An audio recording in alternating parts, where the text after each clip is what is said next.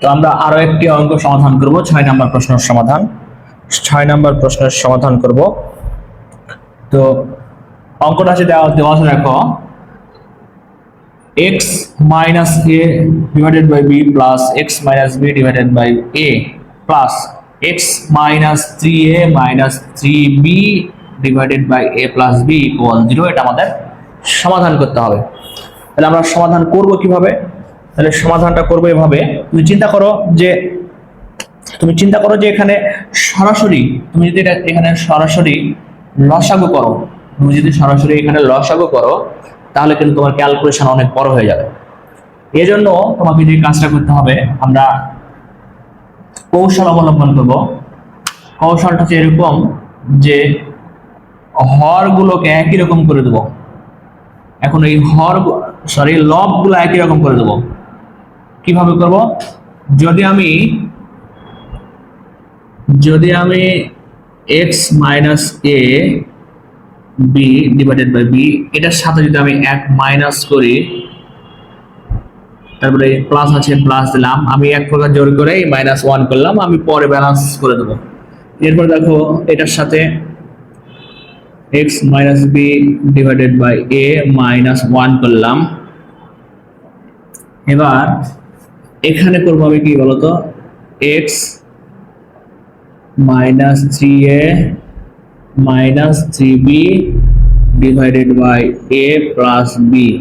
যেহেতু আমি এখানে -1 এখানেও -1 করেছি, আমাকে ব্যালেন্স করার জন্য অবশ্যই এবার +2 করতে হবে। +2 করলাম সমান এই পাশে 0।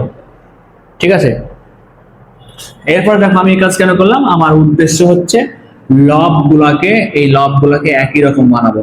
হ্যাঁ, এই জন্য তাহলে আমার সুবিধা হবে। এবার আমরা এখানে লসাগু করব। লসাগু করলে কত হয়? b কেটে যায়, থাকে x minus a minus 1 plus এখানে আমরা লসাগু করলে a কেটে যায়, x minus b minus a। ঠিক আছে, দেখো তো এখানকার লব আর এখানকার লব কিন্তু একই রকম হয়ে গেছে। ঠিক আছে, এবার দেখো এই যে প্লাস আছে, প্লাস দিলাম, এখানেও লসাগু করলাম, a প্লাস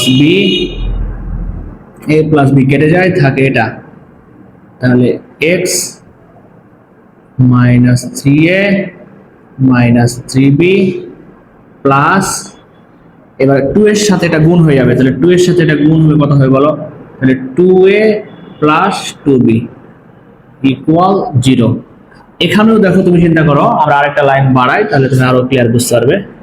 এখানে যা আছে তুলে দিলাম, x minus a minus 1 divided by b plus, এখানে আমি একটু সাজিয়ে লিখবো x, এখানে যেহেতু a মাইনাস আছে তাহলে a মাইনাসটাকে আগে লিখলাম, b মাইনাসটাকে পরে লিখলাম, জাস্ট সাজিয়ে এটার মতো করে। এবার তুমি চিন্তা করো তো এখানে a প্লাস b। আচ্ছা, এখানে তুমি চিন্তা করো, এখানে x, এখানে কোথাও x নাই, তাহলে x রেখে দিলাম।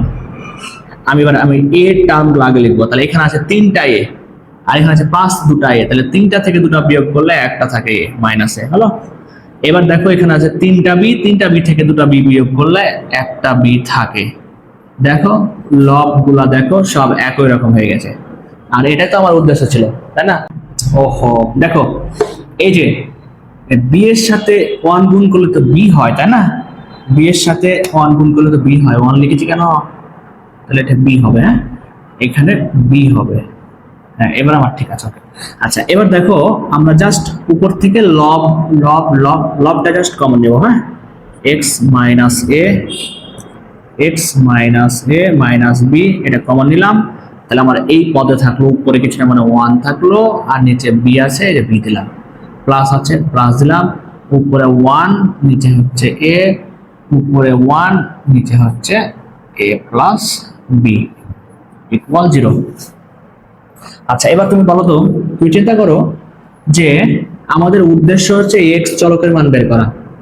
তো এটা হচ্ছে একটা উৎপাদক, এটাও একটা উৎপাদক, এরা দুজন গুণ আকারে আছে, তার মানে হয় অথবা করে লেখা যায়। তাহলে তুমি দেখো এখানে আমার x চলক আছে, তার মানে এখান থেকে x এর মান বের হবে এই উৎপাদক থেকে, কিন্তু এখানে কি কোথাও x আছে? নাই তো, তার মানে এখান থেকে আমার x এর মান বের হবে না। তার মানে 1/a+b এই পুরো জিনিসটাই একটা ধ্রুবক, এজন্য এটা সমান নট ইকুয়াল 0 লিখবো। ঠিক আছে, তো তাই লিখলাম আমরা হয় x minus a minus b equal 0 অথবা 1/b plus 1/a plus 1/a plus b not equal 0। এই পাশ নিয়ে আমাদের কোনো টেনশন নাই। এখানে দেখো তাহলে x সমান কি হবে, অতএব x সমান হবে, তাহলে এই দুটো পদ ডান পাশে নিয়ে যাও, তাহলে a প্লাস b, এটাই হচ্ছে আমাদের অ্যান্সার।